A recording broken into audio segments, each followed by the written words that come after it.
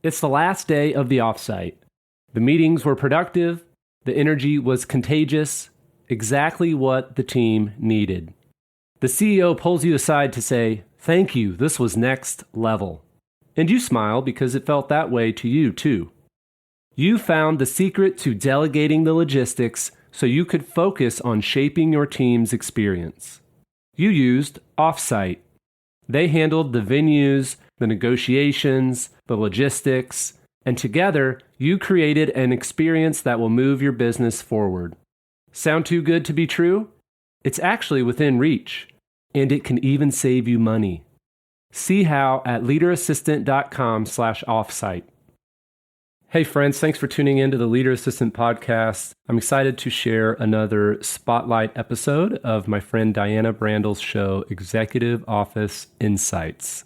Be sure to check out the show notes for more information about her show and today's featured guest. But in the meantime, enjoy this conversation and keep leading well.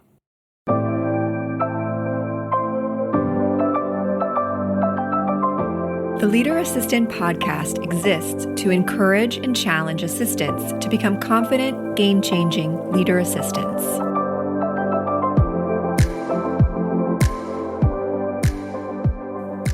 Take a look at the show notes for this episode at leaderassistant.com/378. Hello, everybody.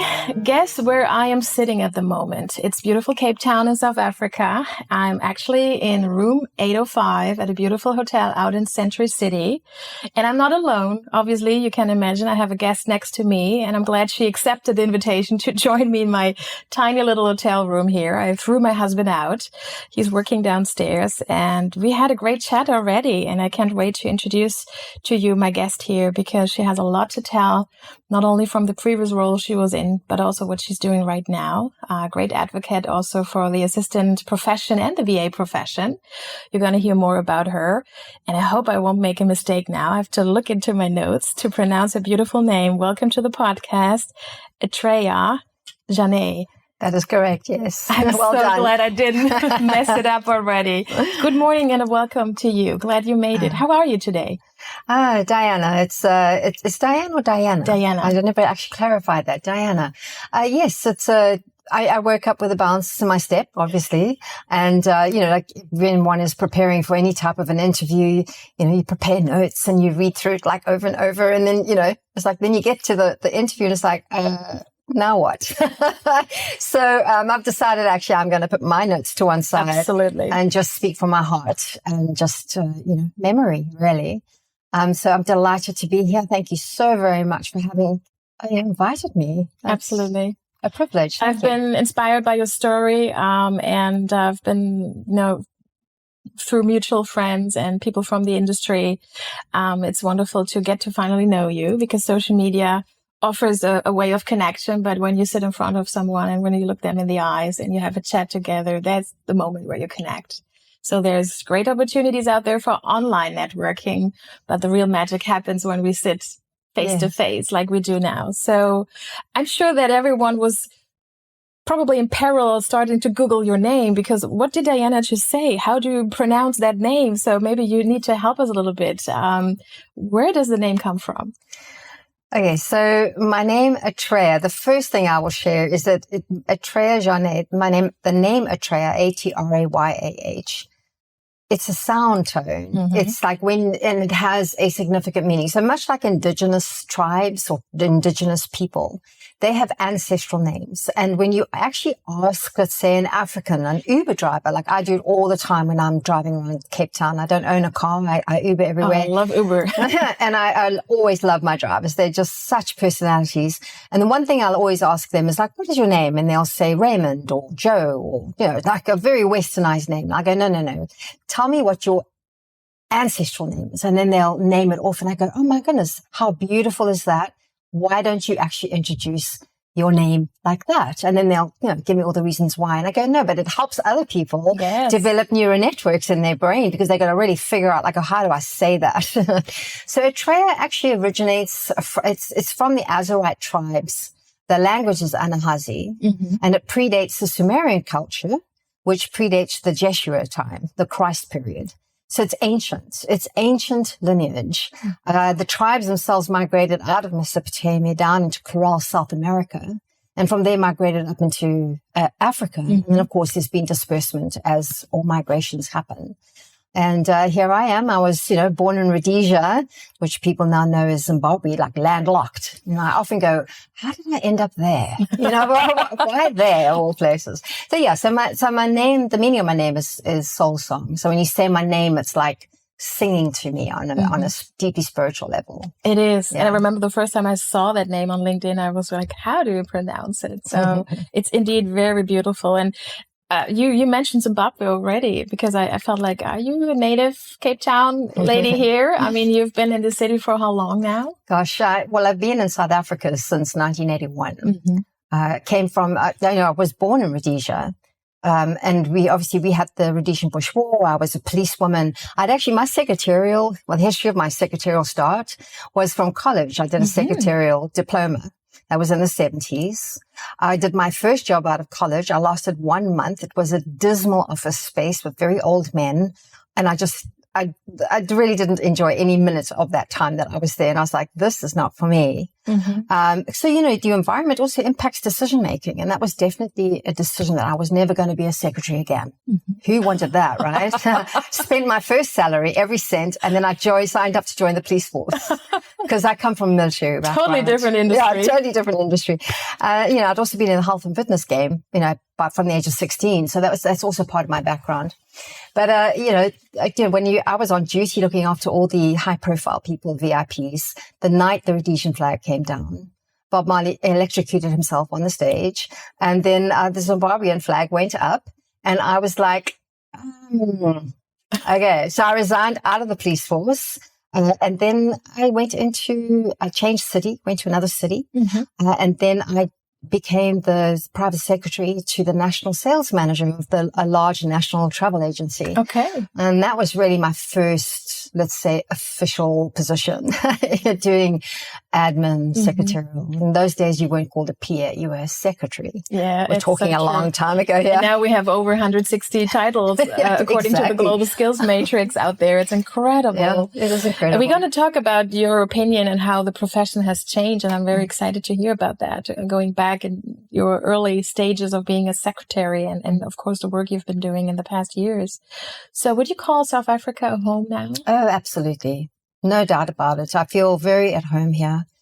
From the moment that we landed, I arrived here in this country out of Rhodesia, Zimbabwe, let's slash that with a backslash there. And I came with a couch. I think we had $500. Okay. And maybe a bed. I was with my fiance. We left the country. My parents followed after that. And we landed up in Johannesburg. That's where we started out. So even in Hillbrow, of all places, you mentioned Hillbrow and Joburg. Now people were like, what? It's like, it's like a no-go zone at the moment. So, but then, again, we are talking a while ago. In the 80s, it was really okay. It was an okay space to be. It was safe. It was a vibey place. And, that's really how I started my life in South Africa. We had to start from absolute scratch. I literally, when I first arrived in South Africa, obviously, you job hunt, and I went up to a public relations company that was in a building that on the bottom level was a health and fitness center. So I went up and I did this interview at this a public relations company, but it was all females. And I was like, so from all men as a secretary to all females in public relations, no, that still is not right. So it's amazing how your brain works, It's like, totally. Wow, I used to actually think that way. But I declined the offer of the job. I went downstairs, walked into the gym, and the owners, for some reason, they were drawn to me when we chatted, and they said, well, we're actually looking for somebody to run our whole administrative side, and we'll train you up to be a professional aerobics instructor. Wow. I come from a fitness background. I was like, oh, wow, what an admittance. Yes. So I just put my hand up. Yes. I'll do that. I'm in. Yeah, I'm in. I'm totally in. No hesitation. It was a good move, actually. So would you say that you are a person who listens to stomach feelings rather than the head voice that is in you? I think there's a time you have to use your head and really be very IQ based. Especially on the financial side. You know, I mean, your heart can tell you all sorts of things, but it doesn't necessarily lead to a successful long-term outcome that's sustainable. Right. So I think there is merit to IQ, but most of my decisions are driven or initiated by an intuition, right? A feel. Yeah. This feels right. I feel right with this person, then I'll have a block with another person. I like this environment. Oh, I don't like that environment. And we chatted about this earlier, of finding the right matches. If it's professional, if it's private, if it's, you know, the opportunity of saying no to certain things, that it gives us a good feeling of knowing that it was meant to be a no, right? It doesn't need to be a yes all the time. So I was curious to find out, you know, what is the stronger voice in you? Is it the stomach or is it the head? My husband, and you just met him briefly downstairs. He's the head, and I'm more the stomach here. Oh, well, that's a good balance. It is a good balance. That's a great balance. That's harmony. Sometimes he's like, you know, you listen to your head voice in that moment because the stomach might not be enough always. Exactly. Well, that's symbiosis, right? Totally. Absolutely. So you just mentioned that you started your career as an assistant very early in the 80s. And so what do you remember back then? We were all called secretaries. We were into admin stuff and admin coordination and organization, filing. We had tons of paper around us. Of course, all different ages back then. And don't forget the typewriter. Oh, yes. Computers didn't exist then, right? It was all typewriter and you had to carbon copy and you had your Tipex. Oh my God. Yes. Yes. Oh my goodness. Of course. How can I not mention that? And everything was faxed. There was no instant messaging. Totally. Did you learn shorthand? I learned shorthand. Shorthand. Yeah. I never used it, but I learned it. So what were your thoughts back then in the profession? And what do you see now? How it changed over all these decades now when we are so into the future-proof world out there? Well, I think, first of all, you know, as a secretary and female, you know, one can't negate or disregard the societal impact or perception. So back then you were a female, you were young, and you were a secretary. You were like a nobody, right? So in the larger scheme of things, in the larger context of a company, the relationship, really the dynamic was with the national sales manager. And he was great. I really liked him. He got on very, very well. I loved his family. They welcomed me. You know, a wife is very important. And I think as a PA, you always have to bear in mind, if you're working for a man, your greatest ally in that professional relationship is the partner. Yes. To the boss that you report to and support. I can't emphasize that enough. The relationship to be developed with the partner is a crucial, for me, a crucial step in having success in the role that you are in. But going back to my role, I loved it. I really did. You know, I left the police force. It was a completely different experience. I had a beautiful view onto a park, and I'm all about open spaces. So it just bred to or spoke to me on a different level that wasn't, you know, like just business. So I love going to work in the mornings, and it was like, you know, bye, and we'd had a great day, and it was diary management. We didn't call it that at the time. It was making phone calls, it was speaking to customers, and taking shorthand and doing reports. And, yes, but you know, there was no like, you know, editing and things. You didn't have a machine to kind of do all that, which you do today. So, you know, in many ways, I think that there's, you know, again, it's kind of like evolution, isn't it? You can't look back to that and say, if only we still had that. Or back then to look to the future going, wish I had that. It was what it was, and it is what it is. However, I would say that in the workplace, there was more there was more for human connection. It was more about collaboration, clear lines, transparency, and heart.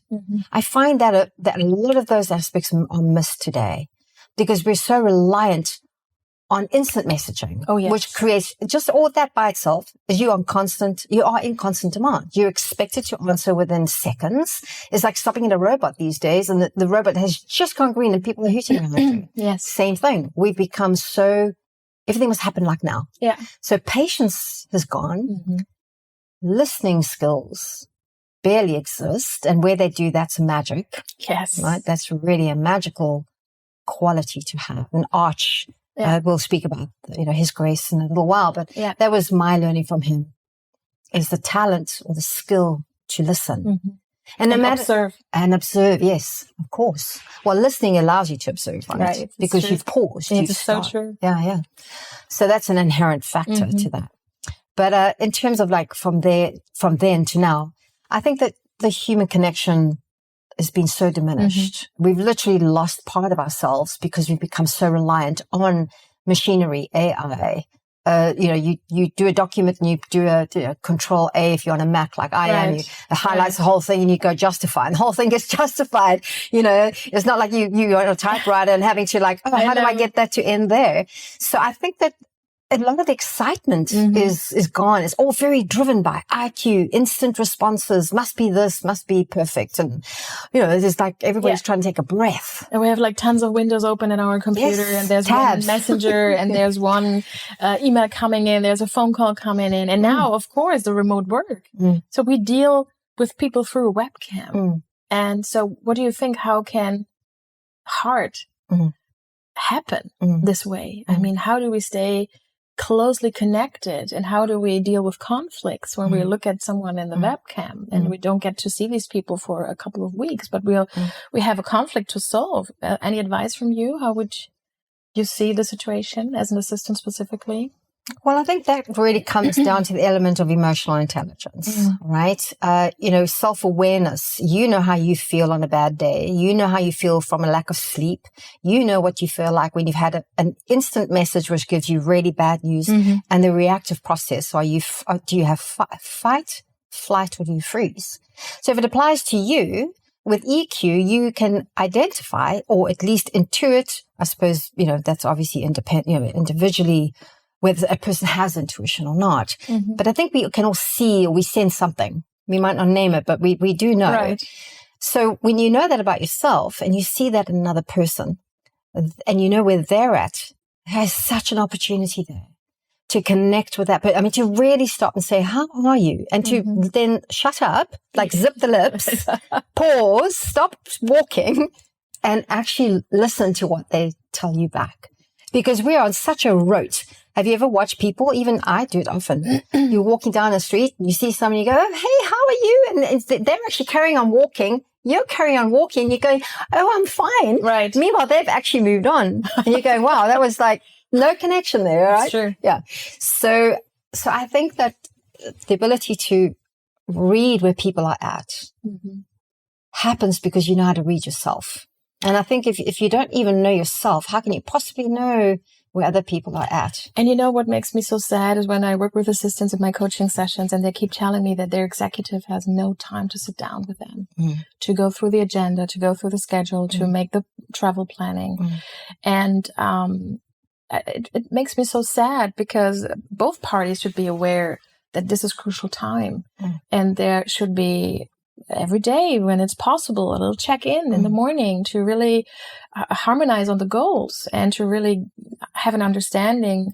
That's what I try to get my executives into when I propose that I would love to have a check-in in the morning and a check-out in the evening, just in order to find out, did their priorities shift? And I need to be aware. I need to be the first person who needs to be aware because I manage the agenda. I manage the emails. I have the overview of everything. So have you ever encountered these issues in your career that there was lacking of attention from your executives, not having the right moment of time for you to give all the information to you? Because now in the future of work, we get information through WhatsApps. We get information through a messenger because the executives don't have the time to sit down with their assistants. Would you say it was much better back then? That's a good question. Can I pause that? I just want to step back. Sure. You asked me about what do you do when you're on remote and there's a conflict and how do you handle that? I think it really, with self-awareness, you have social awareness, is to actually ask the appropriate questions, to do a discovery without that person feeling threatened or it being, they're being accused of something. And then that way you build back rapport. And then you can, through open-ended questions, you can discover where they're at and ask is there anything you can help them with? See what comes from that. That breaks down the barrier. I have found that myself. So that, I just wanted to address that and finish that point.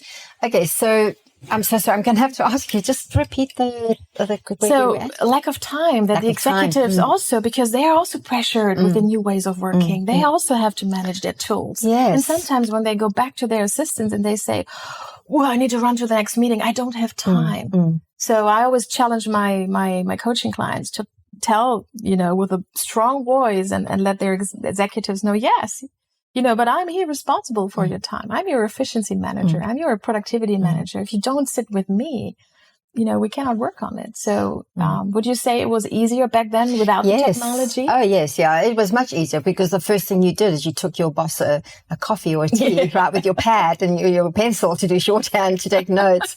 So, right there, to start the day, that's the first thing that you did, whether it was newspapers. So like with the Arch, it would be like he'd arrive and we'd bring him a hot chocolate and all his newspapers would have been laid out. And, then we would all it was so cute. He would come in and the whole staff would literally line up and come up and give him a hug. Good morning. How beautiful. And then we'd make our way to his office. And it would be at that moment that I would say, is there anything that's a priority? And he would say, not right now, dearie. Thank you. So it was all, and if he did, then he would just, sort of give me a little bullet list. So, I think that it depends. I think it very much depends on the relationship. I think if you, again, I'm going to say it again. If it's all IQ, it's all skills based, it's all task driven, and there is no heart connection, there's no relationship. Exactly. There's no communication, like just relaxed communication. Then I think right there is the biggest stumbling block that exists because you're just like an AI Alexa. Exactly. You're just in a human body. So, there's it's all by rote. It's just a disconnect. And I feel that is very much predominant in the industry today, whether that's virtual or traditional. Right. So I think the basis of a PA, executive PA or virtual assistant or whatever other, title that one carries, at the end of the day, you're still a secretary. The bottom line is we're all just still secretaries. But a vaster skill set, and more technology to assist us in our proficiency and professionalism. But I think it's about building the relationship with the person. So even if it's IQ, even if it's task driven, if you as the individual, sorry, I tend to draw. No, I love what you say. Keep going. So I think you, the individual, with the title you hold, the bottom line is you have a relationship with that executive. That's your primary interface point. So ask questions. You make the pause point. You create the pause point. You just bring him a cup of coffee or her a cup of coffee. I'm talking, obviously, this is a traditional role now because virtual, that wouldn't work. But you can still send them a digital coffee image or something, or whatever, just to, make that link. Because that's the connection at the heart level, right? And ask the question. Don't give that person a moment in time to ponder and make you feel like you're wasting their time. It's like, hi, Dennis. Okay, here's your tea. I've just thought you might like this because you seem rushed today. Yeah. What's a priority right now in this moment that I can take away and off your plate? Very good. But if we're just so intimidated at the idea that, he doesn't want to talk to me, she doesn't have time for me, well, that's a story in your own head. So there's a saying, when I used to teach or lecture in the EQ for leadership in corporates, one of the processes that we ran and through that was, if you have a challenge, if you have a problem, and you are wanting to make that change, because as long as you wait for somebody else to make the change, you could wait a very long time and then it never happens. You want change. The only person who can actually do that is, I hate to tell you this, you. Yes. You are the one to initiate. You are the one to motivate. You are the one to think outside the box. So how do you create an awareness in another person that's completely blind to the need for change? Well, you have to build the bridge, right? It's about communication. And one of the things in the leadership program was you got to try 33 different approaches. What does Einstein say? What's what his famous saying? You do the same thing the same way over and over and over again and expect a different result. Well, that's some form of insanity. I mean, I'm not sure I got the quote right, but the essence is there. Yeah. So if you're trying to approach your boss the same way and saying, first of all, your body language is one of frustration. Then your tone of voice is completely negative. Then you're short. You don't use the right terminology. No, that's not going to work, right? It just isn't going to work. Absolutely. 33 different ways. I guarantee you, by the time you've tried the 4th, 5th, 6th time, a different way, a different approach is either going to work, or you've got to realize that, do I want to stay in this job, or do I want to find something else? Because it's never going to change. That person doesn't have that capacity. So that's still a choice. You're not a victim. No one is ever a victim. Mm-hmm. There's always a choice. And the choice is to make the choice to leave. The choice is to actually say something. Right. The choice is to be silent in the moment and to listen. It's still a choice. Nobody can tell me no one has a choice. Everyone has choice. But we are sometimes so afraid to take a decision, right?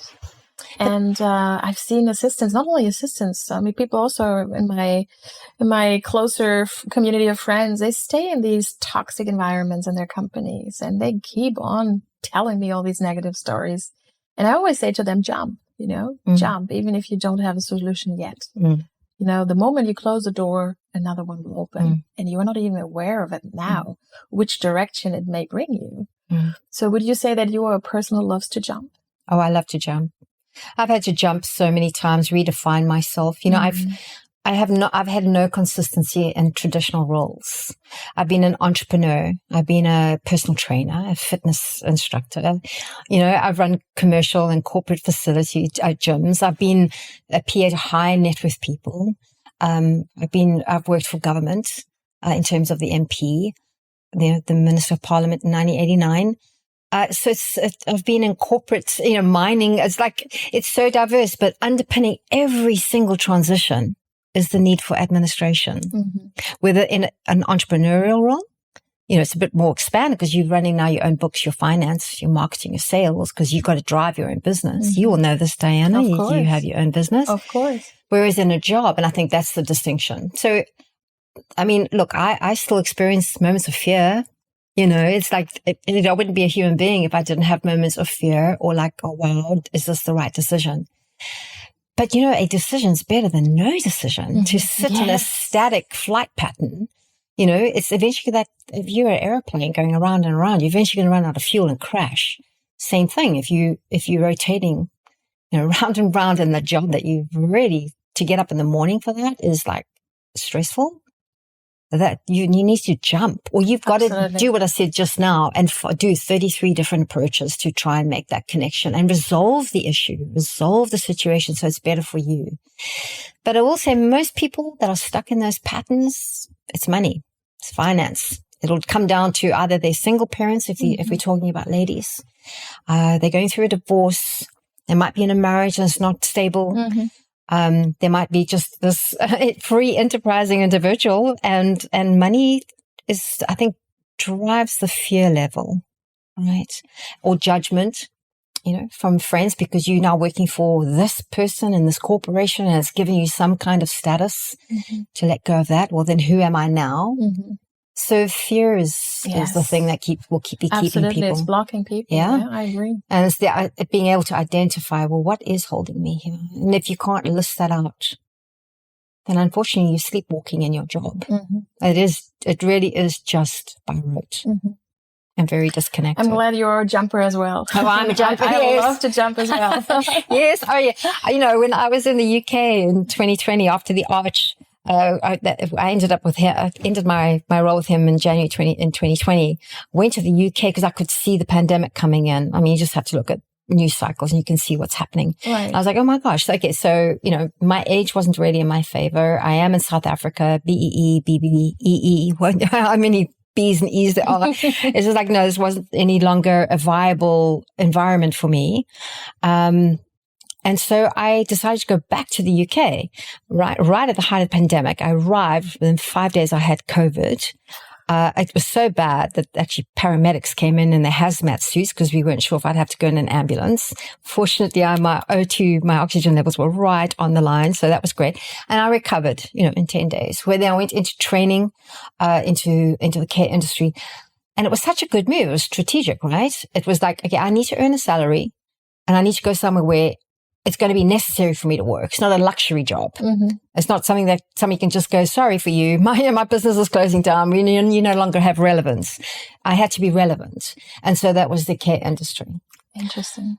So I did that for the year, and everywhere you had to have paperwork, and you're an essential worker. So you were classified as an essential worker. So it didn't matter where I was going. I was always allowed to pass through county lines, etc., and go from one part of the country to another to look after these amazing people. I've always loved that role as a carer. I think it teaches you tremendous humility and servant leadership. That was one of the things of the Archbishop, servant leadership. It's like, oh yes, you're not just you contributing to others, right, and uplifting them and empowering them.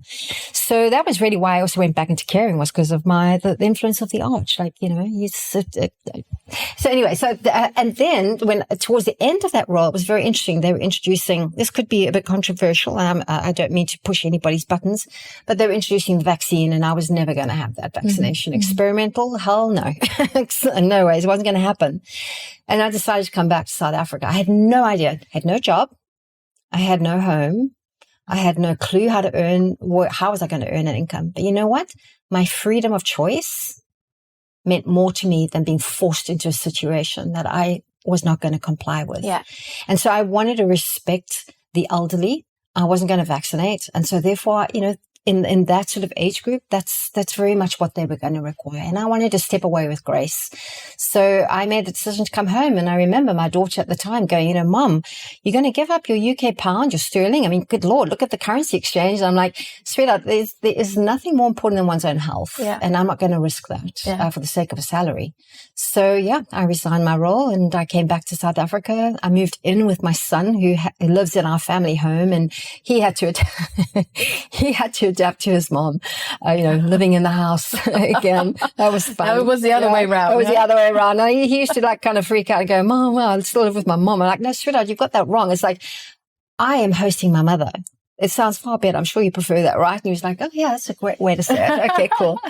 So just talking about how do you leap? How do you jump?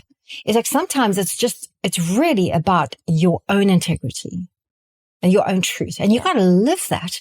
And you're 100% right. Every time that I've made that jump, whether I've had a job to come back to, a salary that I would be earning, I've made the jump with no knowledge of what would come next. And you know what?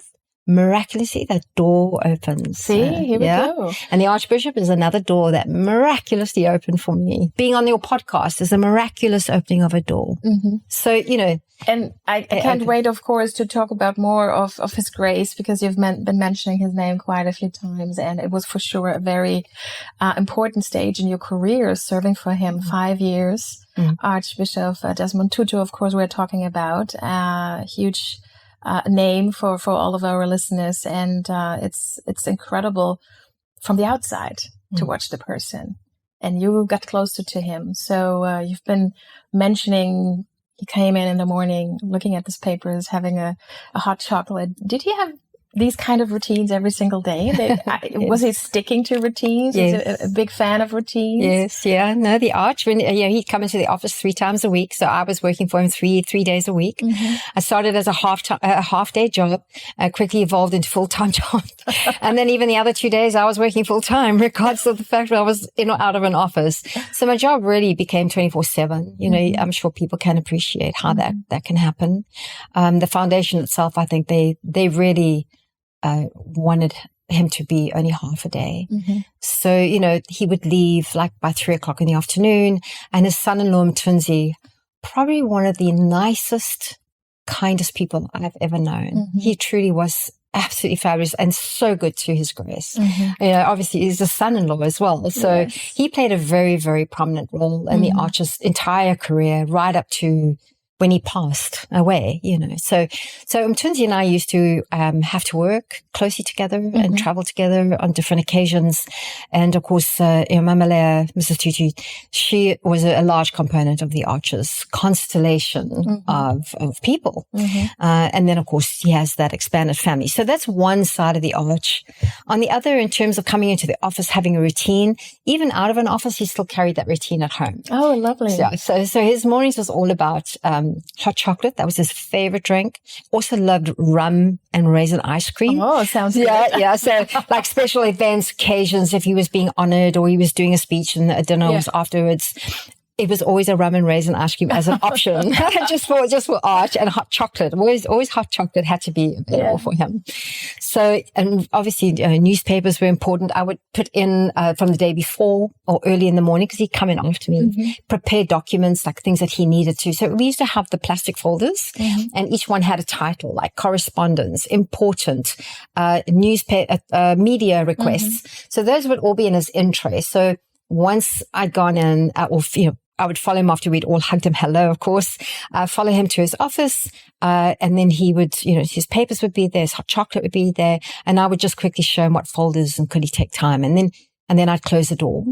And then 10 o'clock would be tea time, where the whole staff would come together. We had this huge table. We were at the V&A. Nice. That's a nice routine. But yes. So there was this, twice a day, he insisted that everybody would come to the table no matter what they were doing.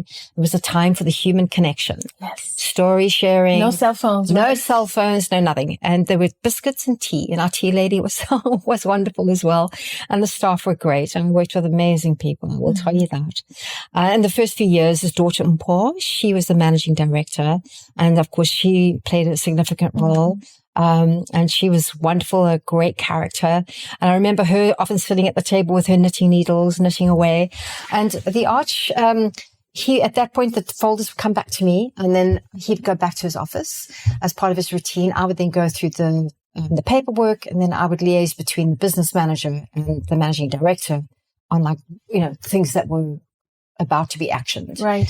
And then we would go back in, bring him his lunch, and then he would go into prayer. And that was a standard practice for him every day that he was at the office.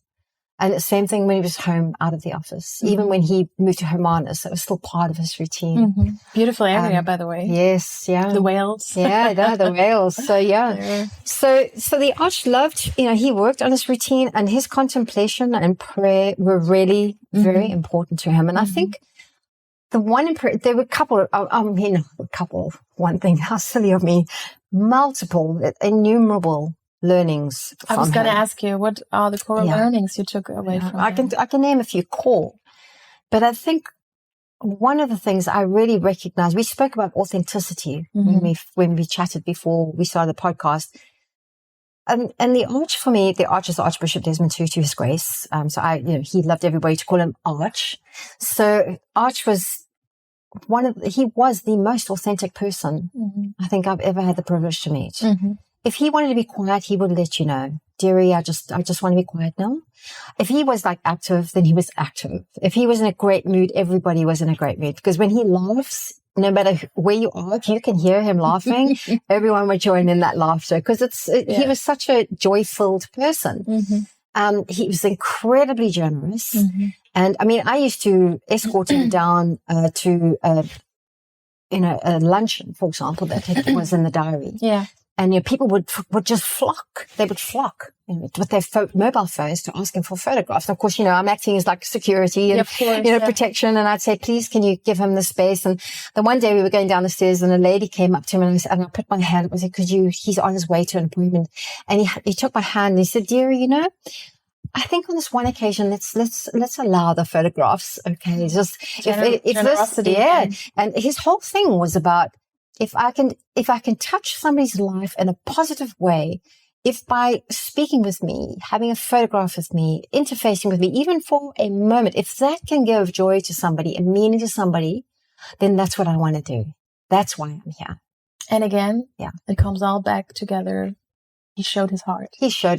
Yeah. Arch was all about heart. I will say on the other side of that, when he needed to manage, he definitely knew how to do that too. If he needed to put boundaries in place, if he knew when to say no, he was an incredible person. Touched my life. Yeah. He was the consummate gentleman. He would never walk through a door in front of me. He would always open my car door. I watched him with Mrs. Tutu. It was a love story that you read about in novels. Spoiled me in many ways, I'd love to experience that with a partner. That would be so cool. I'm single, so I haven't been in a relationship for a long, long, long time because I just don't find that exists anymore. It's just like an obsolete idea.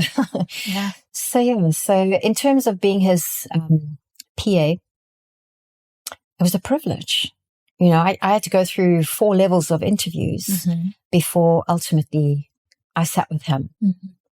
And, Arch used to speak about the Rainbow Nation and that all religions and faiths were completely one. They were all welcomed and respected. Yes. And I remember him asking me, like, in the interview, of course, I was so nervous. Yeah. And the one thing that struck me is he had a lazy boy in his office. He said, do you mind if I kick back, and just sit in my chair? The recliner. Yes, my recliner. And I was like, yes, yeah, that's a comfortable interview. Yeah. So, he kind of, sat back and then he put his hands together and, how we would do that, but, under his chin, and he closed his eyes and he said, I am going to ask questions and I'm going to listen to your responses. Is that okay? And I said, yes, of course. And one of the questions he ultimately asked me is like, do you believe in God? And I said to him, well, one looks at creation. How can one not believe in the presence or the creation of God, so to speak? And I said to him, however, I don't follow dogmatic religion. I'm not in a formal religion. I would say I tiptoe in and out across all religions because they all have interface points. And that's more where my faith resides. And he said, that's very beautiful. He said, that falls right into my philosophy of all faiths, all religions. So that's wonderful. Beautiful. And I just remember that being so, wow, What were your thoughts when you went out of this interview? Did you have confidence in yourself that you're going to land the job? Yes, I had confidence, but I think it doesn't matter how confident you are. There's always that tiny percentage of, maybe you didn't quite crack it as confident as you might feel. But I got a call within a couple of hours to say, it was a match. You've got the job. Thank you so much. Please, when can you start? So, and then it was just a process of, doing handover and moving into that role. But it was a lot. And the VA before me, Vivian Ford, she was incredible. She was with him for 7 years. And she was with him during, real peak time in where he was a real public figure, a global figure. So again, Twinsy fits into that. And then before Vivian, there were a host of other PAs. So, and they've all been at pivotal points in Arch's career, every one of them at a different junction. And like you were part of the transition, right? So my junction came, and I think one of the main reasons I got that role, or that appealed to his daughter, because she herself and the managing what do you call them, business manager, Carol Annandale, they were the two that interviewed me just before the Arch. And there was another lady, and so there were 2. So we'd been shortlisted down to 2 ladies. So there was myself, which is a very diverse background, and the caring background, right? And then there was a lady who was very corporate. She came from a complete exclusive corporate environment. So she had every skill set you would need. Now, if it had been the peak of his career, that was a fit. But it was important for the foundation, for his family, that the Arch moved, because of his age and his health, from full-time into part-time. Right. And then to transition to being retired. Now, my role as a carer, working with high-profile individuals, every one of them hugely successful. And for them to move from active life into having a doctor say, well, you've been in hospital, you broke your hip, you have to have a carer. It's a real challenge for people. It really, really is. I can't emphasize that enough. It is. You've been autonomous, independent, you've made your own decisions. Now you've got this person living in your home. Like, what? Exactly. True. Who are you? True. So, you have to move through those barriers of resistance. And again, so like a boss, 33 different ways, right? So carer with a client, 33 different ways. Right. How do you connect so you can build that rapport and that trust? So I think that really what appealed to the third interview was the fact that I had a caring background, because they felt that it would be more enabling of the Arch to make that transition. And it really was very appropriate. Because, for the Arch, it was a big transition for him. He was a global figure. He was a public face, but voice. I will share that at the end, in the 2 years that he was in Hermanus, I ran his office completely autonomously. It was amazing. He had such trust in me, with the foundation, and there were great staff that I'd have to interface with there as well. So we were a good team. And then I'd go through on a Thursday and he would do his Eucharist. So I would pick him up. drive him to church, and then I would have set up, like coffees for people to meet with him and do like their little sessions with him. Then I would drive him back, and then we would have our big admin. So I used to have all these folders all over his floor in his study and open each one up, and he'd go, "Wow, dearie, we're busy today," and, whatever. And, ambassadors, we would organize for them to go. Hermanus, the president of South Africa, Cyril Ramaphosa, he came for tea with the Arch at his home in Hermanus. That was quite the thing with all the vehicles and the police and the army. And that was really quite something. But really, at the end of the day, the Arch, his whole stance in his last period of time as a public figure was, it's time for new faces to be seen. It's time for new voices to be heard, for new leadership to come up, for new human rights activists to have a say. And he said, it's impossible to fix the problems of the world as one person. And he would get requests from all across the globe on a multitude of levels, for all sorts of things. Of course. He's just one person. Now, I used to have to say, you will know this, Diana, as a gatekeeper, when you're gatekeeping for somebody, it's hard to say no sometimes. Yes, but people who had access to him for so long, he would just say yes, yes, yes. And then eventually had to start saying no. There was a lot of resistance to that. So a lot of people would say, behind my back or to other people, who's this, like, Atrayah, saying no? And like, who's a tough one here? Yes, like, what's going on here? We used to have all this access to the Arch. And it was really a case of me having to say, do you have a grandparent? How old is your grandparent? Would you expect your grandparent to have to appear at 8:00 at night at an event that you're throwing because that somebody wants your grandparent? And they go, well, actually, no. And I said, well, maybe if you frame the Arch in that same category, 8:00 at night for him is not a time of the evening that he really wants to be out and about, So that, and again, that goes to how can I connect with this person to gain the understanding? And then eventually they would go, okay, fine, I see that point of view now. Absolutely. So I'm very interested to know if you had a chance to say goodbye to him before he left this world. No, I didn't. We used to SMS. If you're saying personally, no. But by SMS, yes, we used to stay in contact via that mean, and also in email. And, we'd often exchange very short, because he wasn't writing in-depth email. Right.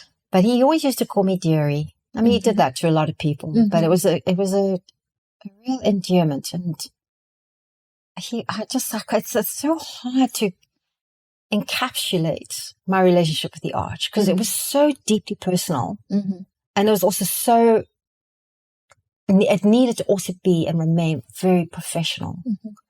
So it was like an interface, there was like this interface between professional and personal.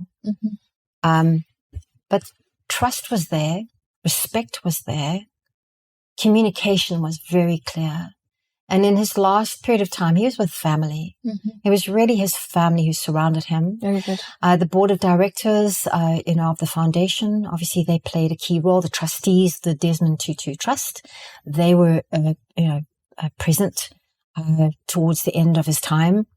But no, my time with him had ended, and I didn't feel it was right for me to request a time to spend with him. I really didn't. But I will say, when I came back from caring in 2020, I did have tea with both him and Mama Lela. Oh, yes, I went to their home in Milnerton, because they'd moved back from Hermanus by that time. And yeah, so I went and had a big catch up with them, and of course this hot chocolate. And hot chocolate, I was going to say that. Mrs. Tutu, and so that was the last time that I spent with both of them.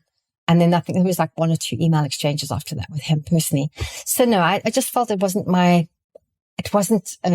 would lack integrity for me to try and get to him towards the end. So I wanted just to respect that boundary. Yeah. I think I would have done the same. Yeah. Absolutely. So fast forward, Miss VA. You are the founder of Miss VA 2020. Yeah. So how does it feel now working as a virtual assistant, being surrounded by the foundation and all the other steps in your career earlier, where there was always a team involved, and now you're on your own? Was it hard to have that shift, or was it a meaningful decision for you? Well, I'd have to backtrack to 2013. I'd been a carer then as well in that period of time, 2011 to 2013. And then I went back in 2020. So, and then before that, 2008. So, but that period in 2013, I worked for a family who had relocated from France to London, or to Brighton to be precise. And that was really the birthing of Miss VA right then and there. So I took care of everything. I lived with the family in their home. And so I just ran calendars for her as well as the children and just the PA role. So but it was more a formalized approach, you know, it was just such an incredible experience. And there was also a lot of concierge because I used to go to country homes and put flowers and make sure the linen was there and the pantries were full. So that's more on the concierge side. You could say it's PA, but you could also liken it's kind of like a cross purpose, like a hybridization of the two career paths that you could take. So Miss VA really came from that. It was an idea at the time. It's like, wow, I really love this. I love this role. And so when I came back to South Africa then, I started my own agency, Organize Me Please. But you can have a great idea and you can have great skills and you can have great personality. But you know what? Without the financial plan and a proper business plan that's very sound, it's all going to flop like a bad souffle. So unfortunately that kind of got brushed off to one side, but it never left me. So Miss VA 2020 really is a continuation of that.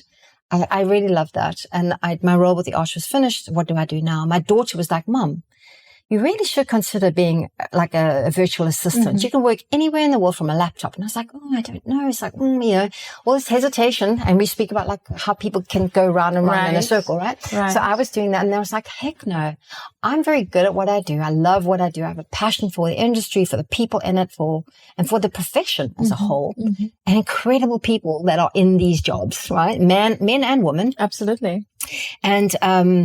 And so Miss VA came about because I really wanted to offer a service to entrepreneurs, to high net worth individuals, to people, families, you know. And I find in the world today, because we're so busy, always on the go, so much, gets lost through the cracks. People forget things. People lose sight of stuff. And really my role is to take on that nitty-gritty administration. So, which I'm sure you can relate to. Oh, yes. We are here to make lives easier. And so that's really where that came from. And I love it. I really do. It's like calendar management, email management, dealing with difficult customers, customer service. I learned how to do invoicing, which actually I found I really enjoy. Not accounting. I mean, I was going to say, are you into bookkeeping already? Bookkeeping, no. But invoicing, yes. Okay. So right now I have five very distinct clients, and they are so diverse. One's in IT. Another's in the medical side of things, mental health. Another is a CEO of a large coaching company that has offices in Dubai, Helsinki, London. Nice. Right? So I'm dealing with that. So when you're working with a CEO, again, there's a constellation of their executives. So, you might work for this one individual. However, you're then actually working for many, many other people, or you're assisting other people that are wanting to interface with her. So that makes it dynamic and exciting. That's lovely to hear all those different customers. And they're obviously great. There's a focus always on that different customer, right? Exactly. I've even worked with farmers. I've had one of my clients, two of my clients have been farmers. And I mean, here in South Africa, I might tell you that all my other clients are international. Right. So Miss VA, really, my focus is really on the international client, Europe, London. And right now I'm wanting to grow. I've got the capacity to grow. I'm wanting to take on my own personal clients and expand. And through that expansion process, it may be that I have this particular or a particular skill set. But if a client actually is looking for something that I don't have, what an incredible opportunity in South Africa with the huge unemployment levels to actually offer that opening to somebody with that skill set and align those two people together. right? I know. So it's not just about me. For me, Miss VA is also about connecting offering people, yeah, right? opportunity. Right. And then also you and I were talking earlier, and I just wanted to say to your audience that Diana is like an amazing person. If you've never actually seen Diana, she has this incredible light, and she's very generous and just the most beautiful spirit. She's incredible. I think you're incredible, Diana. Thank you so much. So you had said to me earlier, like, because we were speaking about my public speaking. Exactly. I was going to say it again. Yeah. I mean, how do you pass on your knowledge from this amazing career? Because there are, for sure, right now, listeners who keep wondering, how can we book you? How do I find you? Don't worry, people. We're going to put everything in the show notes. So make sure you check them out. Connect with her on LinkedIn. But is there any specific message you want to share with us? Yeah. Public speaking. I mean, I've had that in my background. Do I do it now specifically as a profession? No. Am I available to evolve into that? Yes. So my subject matter on the public stage has been theoretical cosmology. Mm-hmm. And the coaching side has been emotional intelligence, social intelligence, spiritual intelligence, mm-hmm. into leadership. Because EQ is the primary. And I think social and spiritual underpin the emotional intelligence. So those three form the Trinity for me. In my book, I'm talking entirely from my personal perspective. IQ is a given. We all have a brain. We all have to use intelligence. So that is a given thing that you have. You either learn a skill, you learn, develop. That's IQ. So that's just a default. That's there. Yes. But emotional intelligence is a specific skill set. Social intelligence, spiritual intelligence, and spiritual is not religion. Spiritual is like, did you notice the sunset this morning? Do you hear the birds when they are chirping in your garden and stop to listen? Do you actually connect with a pet? Like really take that time? Do you really connect with your family and put away cell phones? That's spiritual intelligence. That's really connecting with somebody, the connection. And that even means your boss. So you sparked an idea for me, which I hadn't considered before. And when I talk to people, let's say somebody will phone me, they're coming to Cape Town, they'll ask me, please, can we do a lunch or a coffee? I really have an issue that I'm dealing with. I'd really love your input. And, we'll be chatting away, and it'll always go back to open questions and EQ and just asking the right questions that they are able to come to their own conclusion. Because you always want somebody to find their own answer. Yes, absolutely. You don't want to tell somebody something. That's coaching. Right? That's coaching. And they always say to me like, oh, do you have a blog, or what do you do? I mean, you have to get you have to speak to people. And I was like, that's what I keep saying. So I loved your idea of like taking Miss VA and perhaps evolving that to the public stage, mm-hmm. but also not just that, but to have like online small workshops about EQ. How does a VA or EA learn this as a skill set? Because it doesn't matter how many rote skills you have. Anybody can learn a skill if they put their mind to that. That's just a skill. It's technical. Right. But the heart, the connection, the collaboration, mm-hmm. the community you develop within an organization that you sit in, mm-hmm. Being transparent and authentic, that has to come from within you. How do you tap into that? The inner you. Yeah. Yes. So that would be... I would love to say that workshop coming in July. And I'm happy to support whenever you need my help, of course. And maybe we get feedback from the listeners if you're interested that we run such a workshop. That would be anything with you, Diana, would be a great adventure. Introduce it to our European community. And I think because a lot of VAs are listening to this podcast as well. We have a lot of communities out there. And I always keep recommending VAs to many of my clients. So why not bring this to life? Well, look at that, the birth of something new. I just want to quickly add to that, part of that process or part of any relationship is how are you authentic? I mean, do you really know somebody? Do you even really know your partner? Mm-hmm. I don't think people do. I mean, if you might want to go on a trip to India this year, but your partner they don't even have a clue that that's what you want to do. And yet you're upset when they go, well, no, I don't want to go to India. But you never ever asked the question. Right. So if you haven't explored that or had the discovery session, or you're even on the same page mm-hmm. with your combined values, you can have your own sets of values. But where's your interface values? Where do they exist? So mission statements, I see that in corporations. Boy, it's so rare to find a corporation or a company, even an individual that even adheres, even remotely. And the purpose behind it, right? Like, why are you in this organization? The why, yes. Yeah. Where is the why? I remember I had also a wonderful connection with a former assistant to Simon Sinek, the why guy. Yeah. The why guy, who invented the why. And it was so interesting to meet her as well, to find out how it was to work with a why guy. Right. And what her why was, by the way. So I have my why, and I always share this with my audiences, what my why is. And, I would love to talk more about the plans we just made.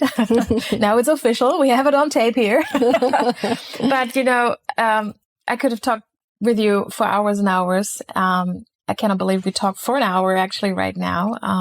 You gave away so much wonderful, wonderful information. Also, you gave insight how it was working with the Arch. Thank you so much for sharing that with us. But as I told you earlier, I was more interested in finding out so much more about you, not only that part of the career, but of course it was incredible to learn how you worked with him. And I will never forget the hot chocolate as of now. It's also one of my favorites, by the way. So, truly grateful and thankful that you came to meet me up here. Can't wait to stay in touch with you and to see what comes next. We want to say thank you to all the listeners out there for taking the time to choose the Future Assistant podcast. I know you do have choices out there when it comes to the podcast, but it's always a pleasure having you here on the show. I always handpick the guests. I do my research. It is always a joy meeting these people then in real life. Like I was just saying that it's good to actually sit in front of a live person again and not through Zoom. Yes, it helped me through the pandemic, but it has a different quality level sitting here. And I felt very comfortable during this talk. I hope you did the same. And thanks again for coming. Diana, you're so gracious. Thank you so much. It's been a delight actually to be here, and to the audience, thank you for taking the time to listen. I hope that what I shared has some kind of value for you. But Diana, thank you very much. All the best to you. Thank you. So are you still with us? I hope so, because it was just a wonderful, wonderful talk. I really enjoyed meeting Atrayah and hear her story. And I can't wait to connect with her again after we've been releasing this episode. So let us know how you liked it. Make sure you connect with her. You'll find more information about her in the show notes.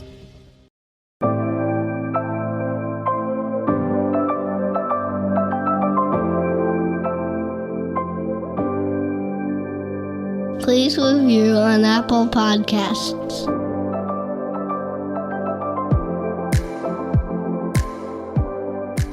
GoBulls.com. The Leader Assistant Academy is an AI-powered, on-demand professional development resource. It's for growth-minded executive assistants and administrative professionals just like you. When you enroll in the Academy, you get access to the Leader Assistant course plus streaming access to the audiobook. The course includes video lessons for each chapter of the Leader Assistant book, as well as the entirety of the Leader Assistant workbook study and discussion guide. Additionally, you get access to my exclusive Academy newsletter where I share thoughts on the state of the administrative profession, behind the scenes of my business, and sneak peeks at upcoming projects. Your enrollment also includes a one-on-one 25-minute coaching session with yours truly. But my favorite part of the Academy is the AI agent, which I've named ACE. ACE is the only AI agent on Earth trained on the Leader Assistant book, workbook, course, and Academy newsletter. So if you need guidance at 2 a.m. on a Thursday because you have a big meeting coming up with your executive and you want to ask for help, you can log on to the Academy, interact with ACE, and this AI agent will help you along your journey, guiding you to specific resources that are actually helpful in that moment. To find out more and enroll in the Leader Assistant Academy, visit leaderassistant.com/academy.